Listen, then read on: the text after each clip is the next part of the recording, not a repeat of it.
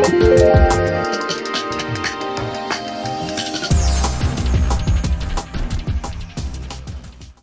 sejahtera dan salam sayang Sabah, bersama saya Dewiana Tinggolongon dalam program Coffee Talk edisi kali ini.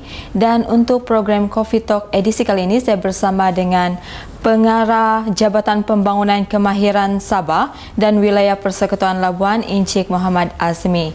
Dan selamat datang Encik. Ya, terima kasih. Terima kasih kerana sudi datang untuk edisi Coffee Talk sayang Sabah. Dan Encik, untuk Coffee Talk pada kali ini kita ingin berbincang tentang topik di mana masih ramai di luar sana yang tidak mengetahui tentang apa itu peranan JPK. So, bolehkah Encik Azmi itu menjelaskan dengan lebih jelas lagi peranan JPK? Okey, terima kasih Cik Dewi. Pertama sekali saya ingin mengucapkan ribuan terima kasihlah kepada pihak Sayang Sabah kerana telah menjemput jabatan kami, Jabatan Pembangunan Kemahiran, untuk sesi pada kali ini. Sebenarnya sejarah JPK ini bermula dari tahun 1971 lah, iaitu dulunya kita dikenali sebagai LLPPKK, Lembaga Pembangunan Kekutangan dan Kemahiran. Dan pada tahun 1992 kita telah bertukar nama kepada Majlis Latihan Vokasional, dan pada tahun 2006 selepas Akta Pembangunan Kemahiran diwartakan, jadi kita telah pun bertukar nama kepada Jabatan Pembangunan Kemahiran. Ya, jadi fungsi utama jabatan kami adalah untuk mengawal sedia persijilan kemahiran Malaysia di Malaysia lah sebenarnya, di bawah Akta 652, Akta Pembangunan Kemahiran. So, siapakah target utama, sasaran utama untuk JPK ini sebenarnya? Okey, selain daripada kita mengawal sedia latihan kemahiran, kita juga membangunkan standard kemahiran, yang dikenali sebagai National Occupational Skill Standard, NOSS, ataupun kita panggil dia NOS, di mana dokumen ini menggariskan kompetensi pekerja yang mahirlah di Malaysia. Jadi selain daripada itu, fungsi kita ialah untuk mempersijilkanlah para pelajar ataupun para pekerja ataupun orang perserangan yang telah memenuhi kehendak NOS tadi melalui persijilan kemahiran, dengan kita menganugerahkan Sijil Kemahiran Malaysia. Okay. Sijil Kemahiran Malaysia ni ada 5 tahap lah. Tahap 1, tahap 2, tahap 3, tahap 4 tu kita kenali sebagai Diploma Kemahiran. Di LKM tu tahap 5, Diploma Lanjutan Kemahiran Malaysia. So, maksudnya di sini ialah pelajar dari lepasan SPM pun boleh masuk lah? Ya, tidak semestinya daripada golongan pelajar lepasan SPM sahaja. Sebenarnya para pekerja pun sebenarnya boleh mempersijilkan diri mereka lah melalui kaedah persijil kemahiran Malaysia sebenarnya. So, adakah program JPK ini khas untuk Bumiputera atau dia terbuka luas? Dia terbuka kepada semua lah. Dia terbuka kepada semua. Dan in fact untuk di Malaysia ni, di setiap wilayah tu kita ada pejabat kita sendirilah.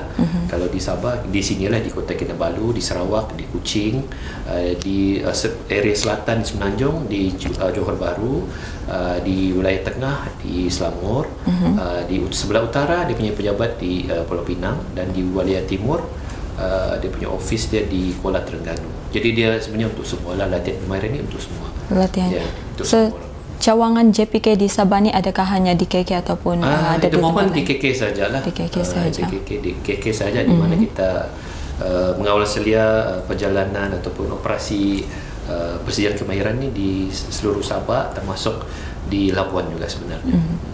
So, kalau di luar sana kan di bahagian pedalaman masih ramai yang tidak tahu tentang JPK. So, apakah perancangan JPK sendiri untuk menjangkau muda-mudi ataupun pekerja di luar bandar ini? Okey, bagi menjangkau para lepasan belia ataupun belia di pendalaman ni, kita sebenarnya ada beberapa program lah. Sebenarnya kita sebelum ni pun telah membuat beberapa program yang bersifat promosi. Contohnya yang kita telah buat di negeri Sabah Carnival Skill Malaysia pada tahun 2012 yang diadakan di Sandakan. Dan kita ada juga satu Carnival Skill Malaysia yang diadakan di Kota Kinabalu. Jadi selain daripada Carnival, kita juga ada beberapa program seperti outreach lah, di mana kita akan pergi ke tempat-tempat di luar bandar untuk melakukan promosi berkenaan dengan latihan kemahiran. Dan pada yang baru-baru ini, pada hujung tahun lepas, kita telah pun membuat satu program yang dinamakan program Jelajah Kemahiran Negeri Sabah, yang di mana kita telah pun berjalan ke tempat-tempat seperti di Beaufort, di Tenem, di Keningau. Jadi ini adalah salah satu daripada kita punya program untuk outreach mereka yang berada di luar bandar berkenaan dengan latihan kemahiran lah. Dan pada tahun ini kita akan meneruskan lagi program-program seumpama ini, dan in fact kita juga akan bekerjasama dengan agensi-agensi Kementerian Sumber Manusia yang lain lah. Jadi kami akan bersama-sama di bawah konsep kerjasama strategik. Jadi pada masa akan datang, yang masa terdekat ni, kita akan buat satu program kembara kerja dengan kerjasama Jabatan Tenaga Kerja Negeri Sabah lah. Jadi kita slot in kita punya program di sana, dan kita akan pergi ke tempat-tempat seperti di Keningau, di Tawau, Lahad Datu, Semporna dan di Sandakan. Ya. So bagaimana pula dengan graduan yang berada di IPTA setelah mereka keluar dari IPTA, tapi mereka masih menganggur, tidak tahu arah tuju macam begitu. So apakah perancangan untuk menjangkau golongan graduan ini? Okey, seperti saya katakan tadi bahawa latihan kemahiran ini terbuka kepada semua lah. Jadi termasuk juga lah golongan graduan. Jadi sebenarnya kita ada 1,600 NOS yang kita telah bangunkan. Yang di mana NOS ini dibangunkan oleh pakar industri lah, pengamal industri. Jadi bagi graduan ini, mereka boleh mengikuti latihan kemahiran ini sama ada untuk reskill ataupun upskill kemahiran yang mereka ada, sama ada mereka boleh mengikuti latihan ini secara mengikut pusat bertauliah ataupun kita panggil ada satu kaedah latihan kita dipanggil sistem latihan dual national, satu sistem peratisan lah. Dan juga ada kalau para graduan ini mempunyai pengalaman kerja, mereka juga boleh mempersijilkan mereka dengan pengalaman yang mereka ada itu untuk ditukarkan kepada sijil kemahiran Malaysia. Jadi sebenarnya kita memberi peluang kepada semua orang lah untuk mengikuti program latihan kemahiran ini. So apakah latihan-latihan yang ditawarkan dalam latihan kemahiran ini? Okey, NOS yang kita telah bangunkan ni ada 1,606 NOS standard yang kita telah bangunkan, tetapi sebenarnya 1,600 ini merangkumi 29 sektor pekerjaan, 29 sektor pekerjaan seperti electrical ataupun mechanical, servis, pelancongan, kesihatan. Kita ada sebenarnya dalam inilah daripada 29 sektor. Ini adalah sektor bidang-bidang yang boleh diikuti sebenarnya. So daripada 29 sektor ni kita bangunkan 1,606 buah NOS lah. Ya. So bagaimana pula dengan yuran untuk mengikuti latihan ini? Adakah mereka ditaja? Untuk yuran kita tidak mengenakan yuran sebenarnya untuk mengikuti latihan kemahiran ini sebenarnya. Dan in fact bagi mereka yang tidak berkemampuan untuk mengikuti latihan kemahiran ini, dia terdapat pembiayaan lah daripada Perbadaran Tabung Pembangunan Kemahiran PTPK, di bawah Kementerian Sumber lah. Kita punya berada lah sebenarnya di dalam kementerian. Mereka ada menyediakan pembiayaan lah untuk mereka-mereka yang tidak mampu untuk mengikuti latihan kemahiran ini sebenarnya. Selain daripada itu juga, untuk latihan kemahiran ini jabatan kita juga menyediakan insentif lah untuk contoh dia yang kita sedang jalankan sekarang ini melalui kaedah sistem latihan dual national, iaitu sistem latihan SLDN khas, peningkatan tahap dan juga berinsentif. Itu di situ kita ada bagi insentif juga kepada perantis, kita panggil perantis lah, pelajar ni kepada syarikat SLDN dan juga penyedia latihan SLDN yang terlibat. Ya, memang kita adalah dan percuma sebenarnya. Ya. Adakah syarat-syarat untuk diterima masuk mengikuti latihan ini? Kita of course kita ada beberapa syarat, tapi ini adalah syarat umum sajalah. Okey, seperti contoh yang saya bagi, dia boleh membaca, menulis atau mengira lah. Tapi yang syarat-syarat lain itu ada juga, tetapi yang main syarat adalah inilah yang 3 ni saja.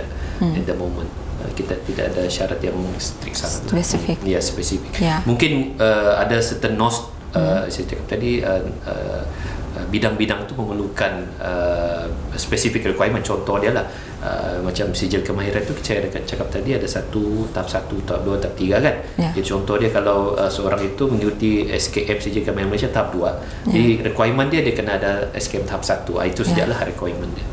Tapi secara umum requirement basic dia itu sajalah. Sekiranya ada di luar sana yang ingin untuk memohon masuk kepada untuk latihan ini, apakah macam mana mereka memohon ya? Okey, sebenarnya untuk menjalankan latihan kemahiran di Malaysia, khususnya di Sabah ni, kita boleh kategorikan ni kepada penyedia latihan awam dan penyedia latihan swasta lah. Jadi untuk penyedia latihan awam ini, permohonan tu boleh dibuat melalui UPU punya laman web, www.upu.my, melalui Institut Latihan Kemahiran Awam, ada dia punya link di dalam tu. Tetapi untuk swasta ni boleh juga di melayari laman web swasta tersebut lah, penyedia latihan swasta yang adalah sebenarnya. Tapi untuk awam memang kita ada centralized punya pengambilan, boleh refer lah kepada laman tersebut. Jadi selepas pelajar menamatkan latihan tu kan, adakah pihak JPK masih lagi membimbing mereka ataupun buat pemantauan macam tu? Okey, kita sebenarnya target kita sebenarnya bukanlah untuk numbers saja, bukan untuk output, tapi sebenarnya impact, outcome daripada apa yang kita telah buat ni lah. Contohnya persijil kemahiran ini, dan kita ingin melihat kita panggil graduan atau pemegang sijil kemahiran Malaysia ini berjaya di dalam ataupun apabila mereka telah pun menamatkan latihan ni, mereka berjaya. Jadi kita memang ada tracing study lah, atau kita tengok apakah yang mereka ni telah mendapat pekerjaan dalam tempoh 6 bulan selepas mereka tamat, ataupun adakah mereka telah berjaya menjadi seorang yang adikoprat ataupun yang sangat berjaya. Memang kita ada buat success story lah, kita ada buat dokumentasi juga sebenarnya berkenaan dengan para pemegang SKM ni lah sebenarnya. Kita memang ada.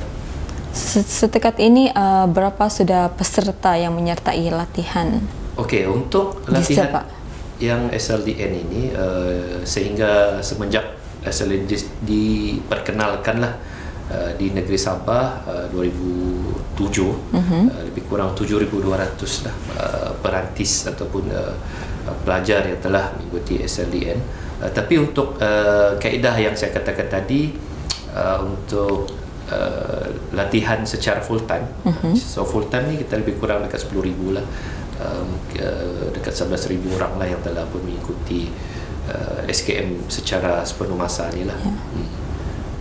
Jadi apakah pesanan atau nasihat Encik Azmi kepada belia dan orang di luar sana untuk JPK ini? Okey, pesanan saya, rebutlah peluang yang ada ni di negeri Sabah, especially mereka yang ada di negeri Sabah ni, peluang kemahiran ataupun peluang untuk mempersijilkan diri mereka lah. Kalau jika sekiranya mereka ini berminat untuk mengikuti latihan, mereka boleh mengikuti latihan secara sepenuh masa di pusat latihan atau pusat bertauliah JPK, ataupun mereka, jika mereka sekiranya mereka mempunyai pengalaman kerja, pengalaman hidup, mereka boleh convert pengalaman mereka ini kepada persijilan sebenarnya. Itu ambil peluang lah sebenarnya. Ambil peluang. Jadi ada apa-apa tambahan Encik Azmi?